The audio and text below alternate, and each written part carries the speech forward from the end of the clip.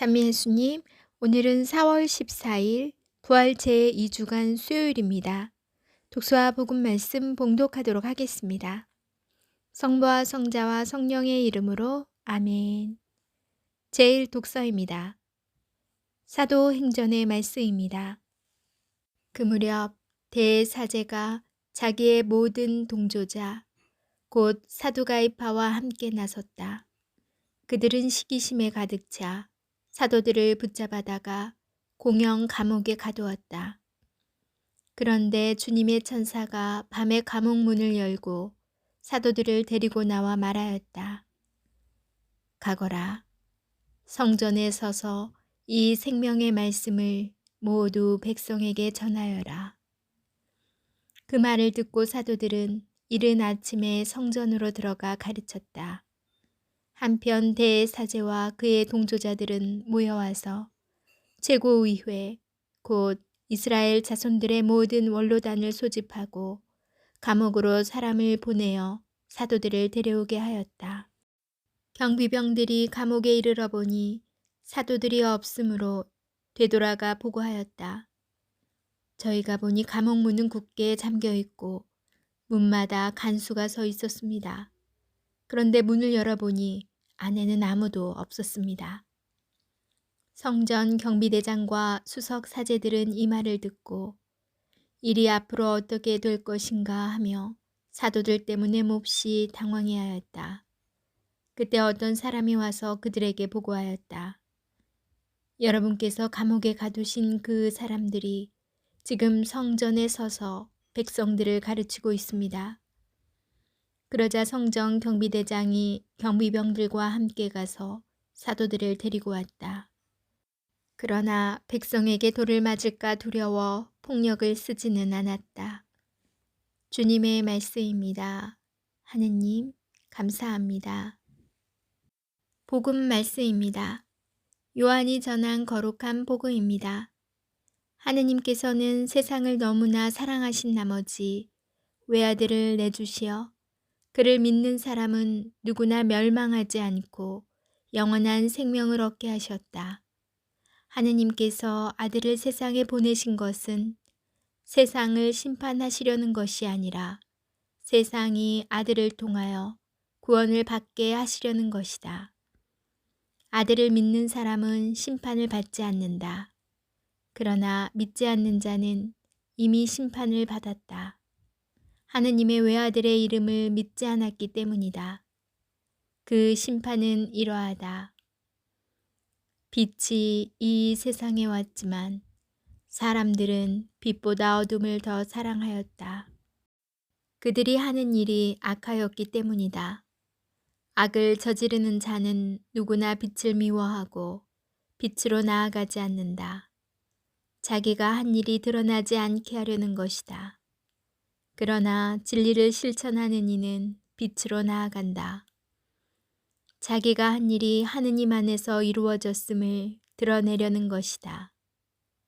주님의 말씀입니다. 그리스도님, 찬미합니다. 잠시 묵상하겠습니다.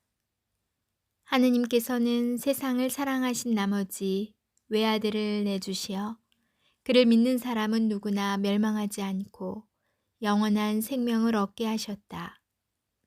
이 얼마나 아름답고 기쁜 말씀입니까? 믿는다는 것은 받아들인다는 뜻입니다.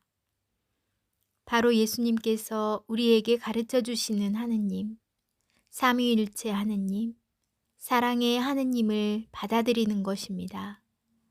예수님께서 세례를 받으시고 물 위로 올라오실 때 비둘기 모양의 성령께서 내려오시며 하늘이 열리고 하느님 아버지께서 너는 내가 사랑하는 아들, 내 마음에 드는 아들이라고 말씀하십니다.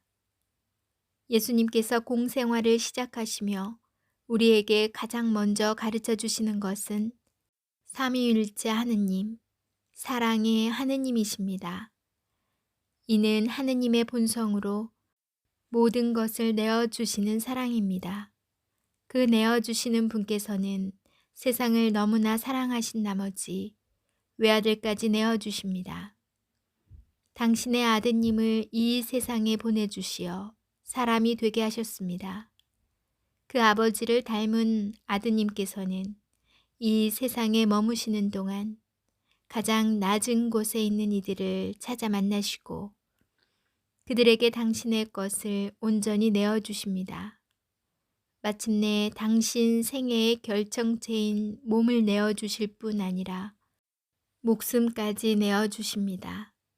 믿는다는 것은 하느님께서 사랑의 하느님이시며 그 사랑의 하느님께서 우리를 사랑하시어 우리와 똑같은 인간이 되셨을 뿐 아니라 십자가에 못 박혀 돌아가셨음을 받아들이는 것입니다. 그렇게 하느님의 사랑을 받아들인 우리는 이제 예수님처럼 다른 이들에게, 아파하는 이들에게 내가 가진 모든 것을 내어주고자 합니다. 그래서 우리는 기도할 때마다 성부와 성자와 성령의 이름으로 라고 말함으로써 하느님께서는 사랑의 하느님이십니다. 라고 고백하며 주님께서 저를 죽기까지 사랑하심을 받아들입니다. 라는 뜻으로 십자 성호를 그어 몸에 새깁니다. 그리고 두 손을 모으고 아멘이라고 응답함으로써 저도 이웃에게 나아가 내어주겠습니다. 라고 약속하는 것입니다. 아멘. 성부와 성자와 성령의 이름으로 아멘. 오늘 복음 말씀을 묵상하면서 아주 옛날이 생각이 났어요. 제가 아주 어린 시절에는 어렸을 때는 시골에서 살았거든요. 그러다가 이사를 오게 되었었는데 그 시골에서 고양이를 키웠었어요. 그때 이름이 나비였는데 왜 어른들은 모든 동네의 고양이는 나비라고 불렀는지 모르겠어요. 폴짝폴짝 사뿐사뿐 잘 다니니까 나비라고 불렀는지 아무튼 이름은 나비였어요. 그렇게 그 나비가 우리 집에서 살고 있는데 이렇게 돌아다니면서 새끼를 뵌 거예요. 그리고 어느 날 새끼를 낳았어요. 2마리인가 3마리인가 이렇게 낳았는데 이 어미 고양이가 스트레스를 받거나 무슨 일이 있으면 그런가 봐요. 새끼를 돌보지 않는 거예요. 그 당시 저희 집은 이렇게 우유를 사가지고 새끼 고양이를 키우거나 이럴 생각을 안 하시더라고요. 어른들께서. 근데 이제 그 모습을 보면서 너무 안타까운 거예요. 미움 같은 거를 준 것 같기는 한데 너무 어리다 보니까 엄마의 보호가 없이는 부모의 보호가 없이는 살 수가 없더라고요. 결국 그 아기 고양이는 죽었어요. 그리고 또 한 번 새끼 아기 고양이가 태어난 적이 있었어요. 그 고양이가 낳은 건지 또 다른 고양이인지는 잘 기억은 안 나는데 또 오물오물 아주 너무 귀엽고 예쁜 아기 고양이들이 태어났는데 아이들이 이제 걸어 다니고 호기심이 많을 나이쯤 되니까 부모의 품을 떠나서 자꾸 여기저기 가는 거예요. 그런데 긴 나무를 쌓아둔 곳이 있었어요. 근데 나무 그 틈이 있는데 이 아기 고양이들이 호기심에 그 속을 들어가 버렸나 봐요. 그러다가 긴 나무들이 많이 쌓여 있으니까 들어가긴 했는데 나올 줄 모르는 거예요. 안타깝게도 아기 고양이 몇 마리가 또 그 안에서 죽게 되었어요. 오늘 말씀을 통해서 이 고양이들이 떠오른 거는 부모가 그런 자식을 케어하지 못해도 또 자식이 부모를 떠나서도 살 수가 없다는 거. 하느님과 우리의 관계도 마찬가지가 아닌가 싶어요. 우리가 교만해. 난 잘할 수 있어. 하느님 믿지 않아도 돼.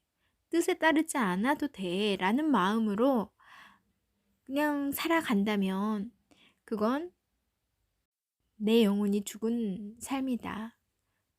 정말 겸손되이 껌딱지처럼 딱 붙어서 또 살아가야겠다.